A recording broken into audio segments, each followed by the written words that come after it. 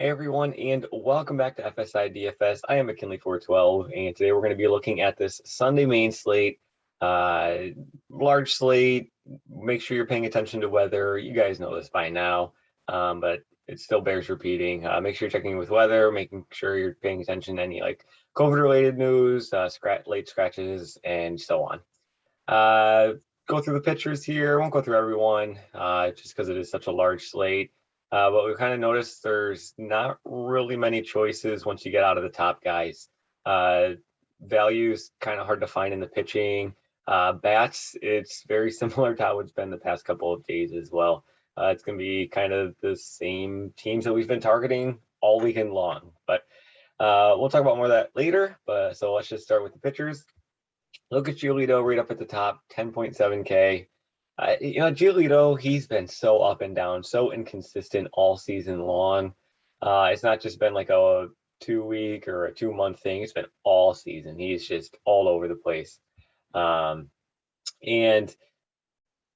going up against the Yankees, it's not an easy matchup. It's not an awful matchup either. But I think just at this price tag, I don't want to be paying this much for a guy who is so inconsistent. Obviously, for GPPs, this is, he definitely should be in your player pool because of the ceiling that he does have. You can see just in these past 5 games, he got a 34 and a 39-point game. But he's also got a 10 and a -3. So like the inconsistency with him at this price is steering me away from him in cash, but definitely should be a GPP target. For cash, I think Manaea is just a far better option here. He just, one, he's got a far better matchup. Excuse me. His strikeout rate has been through the roof, aside from his past 2 starts. And that's really the one concern that you are going to be looking at him here. I still think for cash, he probably is a better matchup. I really don't think we're going to be seeing this Manaea here, the guy who's gotten 3 and -3. I just think we're going to be seeing it's a gut call. Maybe I'm wrong, maybe I'm not. But I still think Manaea is by far a better cash play for you, just with the matchup and what he can bring to the table. NOLA against Cincinnati, kind of a tough matchup. Nola's kind of like Giolito here in that I wouldn't trust him for a cash build, but for GPP, let it fly. Cincinnati can strike out. NOLA, we know what his ceiling can be. Again, he's a guy who can be in that upper 30 point DK range when he's on his game.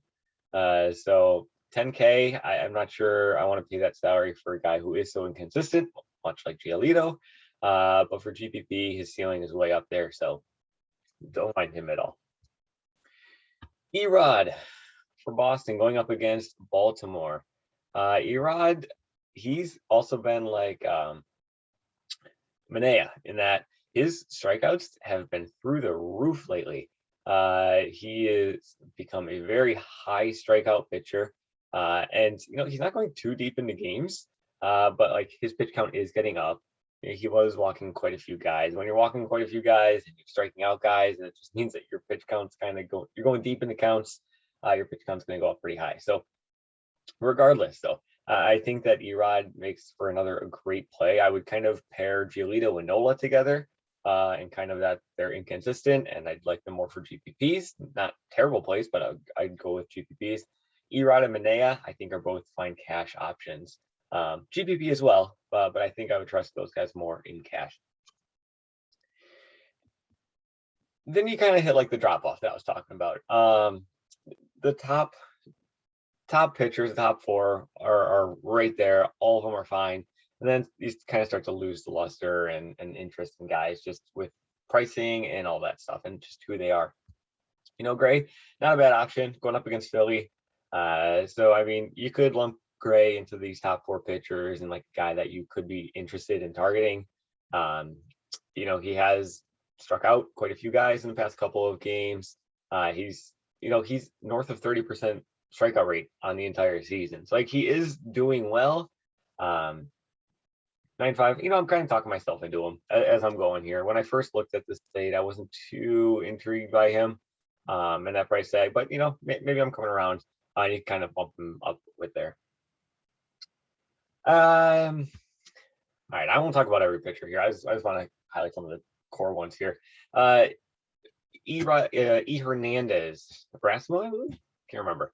Coming off the IL, I never am thrilled about playing pitchers off the IL, just because you don't really know how deep they're going to go into the game, how far their managers want them to go into the game, really how healed they are. So there is always concern with this. So this is a GPP play at best, but reading through the analysis here, Hernandez, he's been doing very well. He's got 18 strikeouts in 11 innings in his 3 rehab starts, not a single walk in any of them.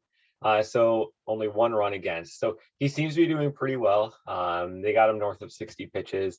So 8.6K, it's a little high. Like if he is only going to go 60 to 70 pitches here,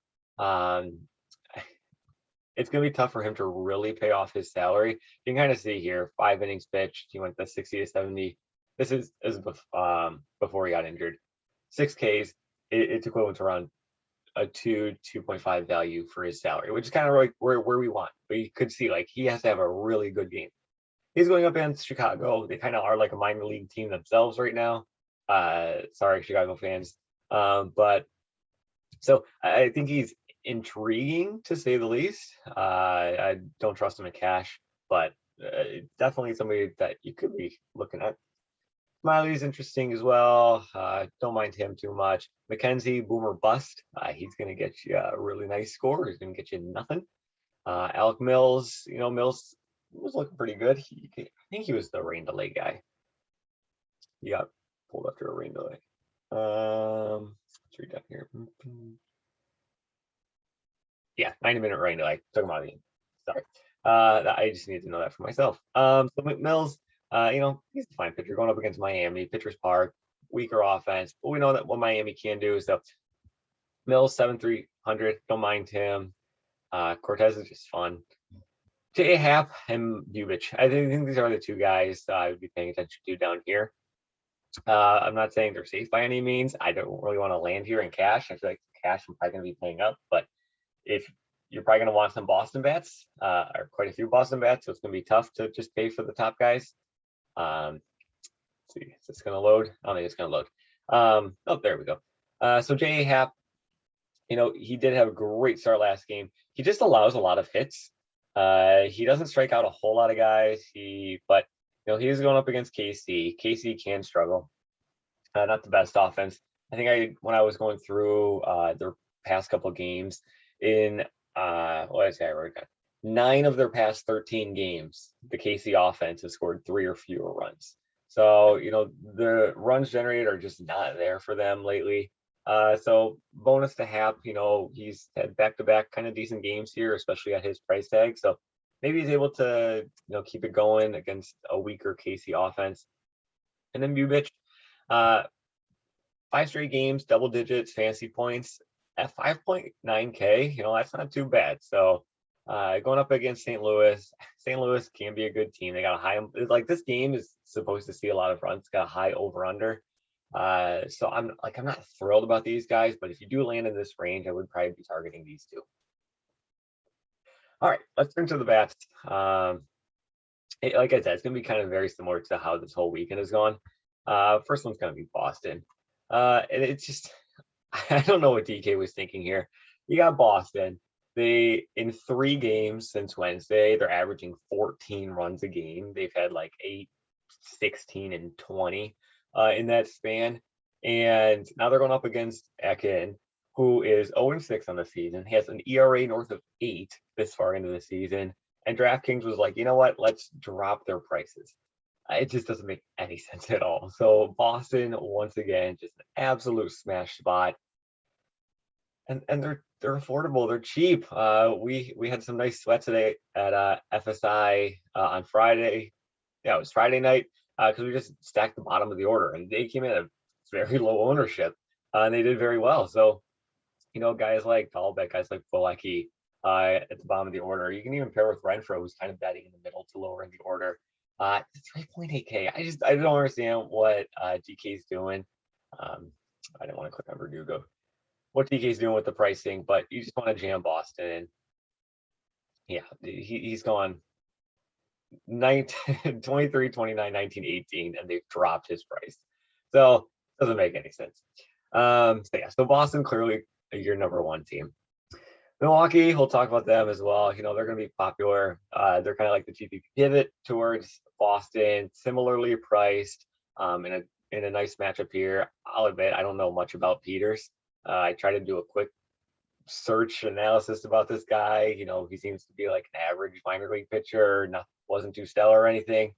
So I fully admit I don't know much about this guy, but Milwaukee, anytime you're going up against an average minor league pitcher, he should do pretty well.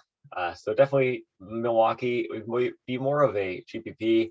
If you're going to be paying that much, I'd probably just turn towards Boston.